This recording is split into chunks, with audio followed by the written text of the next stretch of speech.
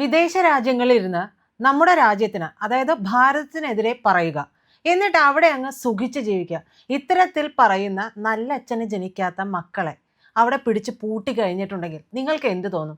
സത്യത്തിൽ ഈ വാർത്ത കേട്ടപ്പോൾ എനിക്ക് അത്തരത്തിൽ സന്തോഷമാണ് തോന്നിയത്. കാരണം ഇത്തരത്തിലുള്ള നല്ല അച്ഛന് ജനിക്കാത്ത ഒരു മകനെ US പൂട്ടിയിട്ടുണ്ട്. US ഇരുന്നു കൊണ്ട് ഇന്ത്യ എൻ്റെ രാജ്യമല്ല, ഇന്ത്യക്കാർ എൻ്റെ സഹോദരങ്ങളല്ല, ഞാൻ ഈ ഡാഷ് രാജ്യത്തെ വെറുക്കുന്നു എന്നൊക്കെയാണ് ഈ മകൻ പറഞ്ഞിട്ടുള്ളത്. അപ്പോൾ ഈ മകനെ പിടിച്ച് US പൂട്ടിയിട്ടു. അപ്പോൾ എവിടെ ഇരുന്ന് പറഞ്ഞാലും നടപടി ഉണ്ടാകുമെന്നുള്ളത് നിങ്ങൾക്ക് മനസ്സിലായല്ലോ. ഇനി ഈ വിദ്വാന്റെ ഈ മകൻ്റെ മറ്റൊരു പോസ്റ്റ് എന്ന് പറയുന്നത് അമേരിക്കയുടെ സഖ്യകക്ഷി രാഷ്ട്രമായിട്ടുള്ള പാകിസ്ഥാനൊപ്പം ഇന്ന് ഫൈനലിൽ റഷ്യക്ക് കൂട്ടിക്കൊടുക്കുന്ന ഇന്ത്യ എന്ന ഡാഷ് രാജ്യം നാണം കെട്ട് തോൽക്കുമെന്നാണ്. ഇത് 2025 ഇട്ടിരിക്കുന്ന പോസ്റ്റാണ്. ഈ വിദ്വാൻ ഇത്തരത്തിൽ നിരന്തരം ഇന്ത്യ വിരുദ്ധമായിട്ടുള്ള പോസ്റ്റുകൾ US ഇരുന്ന് അങ്ങ് ഇട്ടു. പടച്ചു വിടുമ്പോൾ ഇവനെ അറിഞ്ഞില്ല ഇവനെ കാത്തിരിപ്പുണ്ട് പോലീസ് എന്നുള്ളത്. ഇവനെ നാട് കടത്താൻ ഒരുങ്ങുകയാണ്. ഇവന്റെ പേര് ആൽബിച്ചൻ മുരിങ്ങയിൽ എന്നാണ് ഫേസ്ബുക്കിലെ സോഷ്യൽ മീഡിയയിലെ പേര്. മാത്യു ആൽബിൻ എന്നാണ് യഥാർത്ഥ പേര്. 31 വയസ്സുകാരനാണ്. അങ്ങനെ 31 വയസ്സുകാരനായിട്ടുള്ള മാത്യു ആൽബിൻ എന്ന ആൽബിച്ചൻ മുരിങ്ങയിലിനെ US ICE പൂട്ടിയിട്ടു എന്നുള്ളതാണ് അവിടുത്തെ തന്നെ ഒരു പോർട്ടൽ പറഞ്ഞിട്ടുള്ളത്. ഇത് കേരള പോലീസ് ഇയാളെ ഇങ്ങോട്ടേക്ക് എത്തിക്കാൻ വേണ്ടി കാത്തിരിക്കുകയാണ് എന്നുള്ളതാണ്. കാത്തിരുന്നിട്ട് പ്രത്യേകിച്ച് നമ്മുടെ പോലീസ് സംവിധാനങ്ങളോടും നിയമ സംവിധാനങ്ങളോടുമൊക്കെ പറയാനുള്ളത് ഒന്നാണ്, ഇവനെ നാട്ടിലേക്ക് എത്തിച്ചു കഴിഞ്ഞിട്ടുണ്ട് ദൈവത്തെ ഓർത്ത് പുറത്തേക്ക് വിടരുത്. ഇവൻ ചിലപ്പോൾ മാനസിക രോഗമാണ് എന്നുള്ളതിനൊക്കെ സർട്ടിഫിക്കറ്റും കൊണ്ട് വരും. ഇപ്പോൾ ട്രെൻഡ് അതാണല്ലോ. അതുകൊണ്ടാണ് അത്തരത്തിലൊരു ആവശ്യം, ഒരു അപേക്ഷ മുന്നോട്ട് വെച്ചത്. സോഷ്യൽ മീഡിയയിലൂടെ ഇത്തരത്തിൽ നിരന്തരമായിട്ട് പോസ്റ്റുകൾ ഇട്ടുകൊണ്ടിരിക്കുന്ന ഈ മഹാൻ കാനഡ വഴി അനധികൃതമായിട്ടാണ് US എത്തിയത്. അങ്ങനെ US എത്തിയിട്ടുള്ളത് എന്നുള്ളത് എങ്ങനെയാണ്?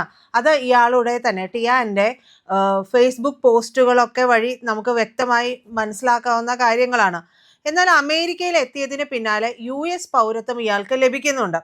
ആ പൗരത്വം ലഭിച്ചു എന്നുള്ളതിൻ്റെ രീതിയിലായിരുന്നു ഇയാളുടെ പെരുമാറ്റം മുഴുവനും ഉണ്ടായത്. ഫെബ്രുവരി 25 ഇയാൾ പിടിയിലായത് എന്നുള്ളതാണ് നമുക്ക് ലഭിക്കുന്ന വിവരം.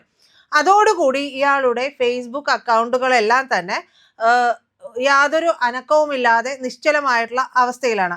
ഇന്ത്യയും നമ്മുടെ ദേശീയ ചിഹ്നത്തെയും നമ്മുടെ പ്രതിജ്ഞയെയും ഒക്കെ നമ്മുടെ ദേശീയ പതാകയെയും ഒക്കെ അത്രത്തോളം അപമാനിക്കുന്ന ഒരു രാജ്യവിരുദ്ധനാണ് ഇയാൾ.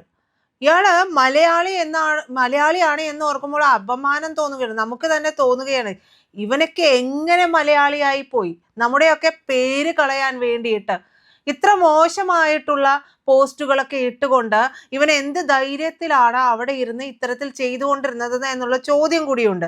എന്തായാലും ഇയാൾക്കെതിരെ കേരളത്തിലെ വിവിധ സ്റ്റേഷനുകളിലുമൊക്കെ കേസുകൾ അനവധിയാണ് എന്നാണ് അറിയാൻ കഴിയുന്നത്. അമേരിക്കയിലേക്ക് അങ്ങ് കടന്നതുകൊണ്ടാണ് ഈ വിദ്വാനെ, ഈ മകനെ, പുന്നാര മകനെ തൊടാൻ കഴിയാതിരുന്നത്. അപ്പോൾ ഇനി നാട് കടത്താനുള്ള US നീക്കം, ഇയാളെ ഇങ്ങോട്ടേക്ക് നാട് കടത്താൻ പോവുകയാണ്. ആ നീക്കം കേരള പോലീസിന് തുണയാകുമെന്ന് കൂടി പറയപ്പെടുന്നുണ്ട്. എന്തായാലും സ്വാതന്ത്ര്യ ദിനത്തില് ദേശീയ പതാകയിലെ അശോക ചക്രത്തിന് പകരം അശ്ലീലമായിട്ടുള്ള ഇമോജിയൊക്കെ നൽകുക, ദേശീയ പ്രതിജ്ഞയെ വികലമാക്കുക, പോസ്റ്റുകളൊക്കെ, ഇങ്ങനെയുള്ള പോസ്റ്റുകളൊക്കെ ഇയാൾ ഇങ്ങനെ നിരന്തരമായിട്ട് ഇട്ടുകൊണ്ടിരിക്കുകയാണ്.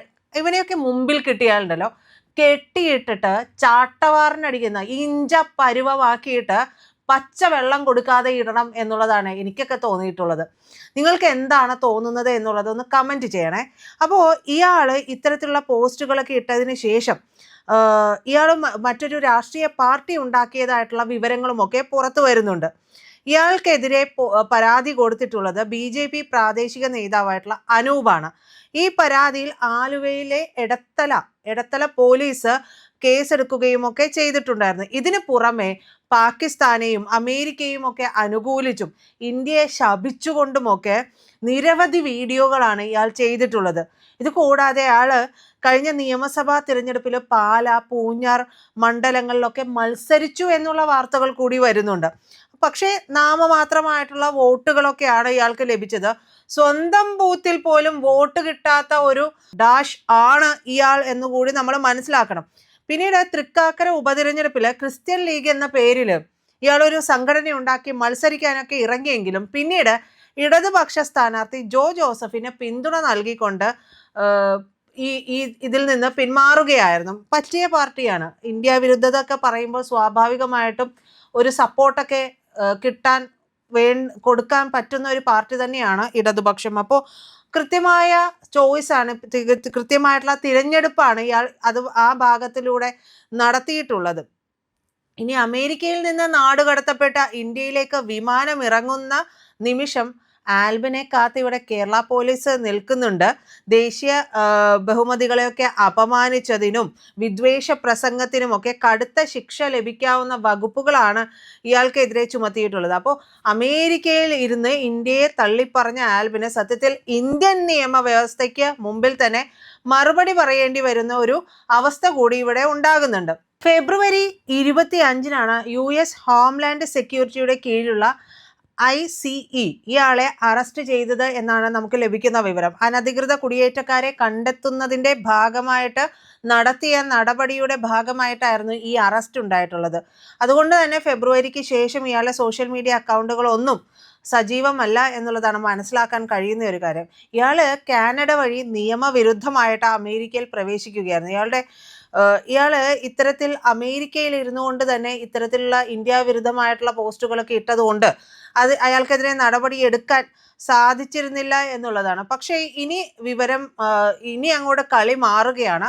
കേരള പോലീസ് മാത്രമാണോ ഇയാളെ തൂക്കിയെടുക്കാൻ എത്തുക എന്നുള്ളത് നമുക്ക് സംശയമാണ്. കാരണം ഇത്തരത്തിൽ നാടുകടത്തപ്പെടുന്ന ഇയാളെ കാത്തു നിൽക്കുന്നത് ഇനി കേന്ദ്ര സർക്കാരിന്റെ നീക്കങ്ങൾ ഇയാൾക്കെതിരെ ഉണ്ടാകുമോ എന്നുള്ളത് നമുക്ക് കാത്തിരുന്ന് കാണണം. കാരണം വിദേശ രാജ്യങ്ങളിൽ പോയിരുന്നു കൊണ്ടാണ് ഇന്ത്യക്കെതിരെ ഇത്തരത്തിലുള്ള രാജ്യവിരുദ്ധമായിട്ടുള്ള പരാമർശങ്ങളൊക്കെ നടത്തിയത്. അത് ചില്ലറ കാര്യമൊന്നുമല്ല.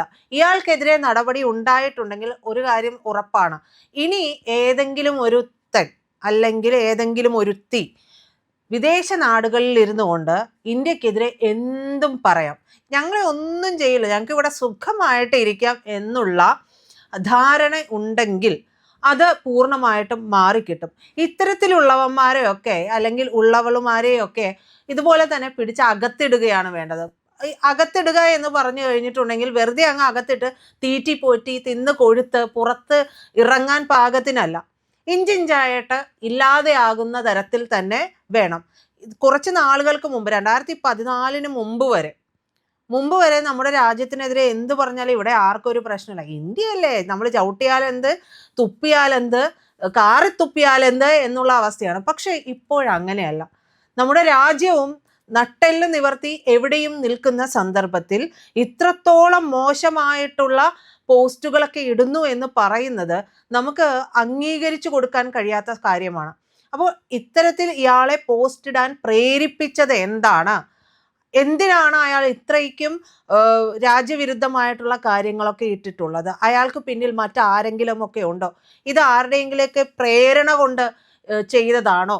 ഇനി പ്രേരണ കൊണ്ട് ചെയ്തതാണെങ്കിൽ പോലും ആ പ്രേരണയിൽ അകപ്പെടാൻ പാടില്ല എന്നുള്ളതാണ്. നമ്മുടെ രാജ്യത്തെ അപമാനിക്കുന്ന തരത്തിൽ ഇനി പണം കൊണ്ട് മൂടിയാൽ പോലും ചെയ്യരുത് എന്നുള്ളതാണ്. അപ്പോൾ ആ രാജ്യത്തിരുന്നു കൊണ്ട് ഇനി അമേരിക്കൻ പൗരത്വമൊക്കെ ലഭിക്കും എന്നുള്ളതിൻ്റെ ഒരു നമ്മൾ പറയില്ലേ, തഴമ്പിൻ്റെ പുറത്തിരുന്നിട്ടാണ്, അമേരിക്കയിൽ ഇരിക്കുന്നതിൻ്റെ തഴമ്പിൻ്റെ പുറത്തിരുന്നിട്ടാണ് ഈ കളി നടത്തിയതെങ്കിൽ അതിനുള്ള ശിക്ഷ കൂടി അനുഭവിക്കണം. എന്തായാലും ഇയാൾക്കെതിരെയുള്ള നടപടി കർശനമായിട്ടുള്ളത് തന്നെ ആയിരിക്കുമെന്ന് നമുക്ക് പ്രതീക്ഷിക്കാം.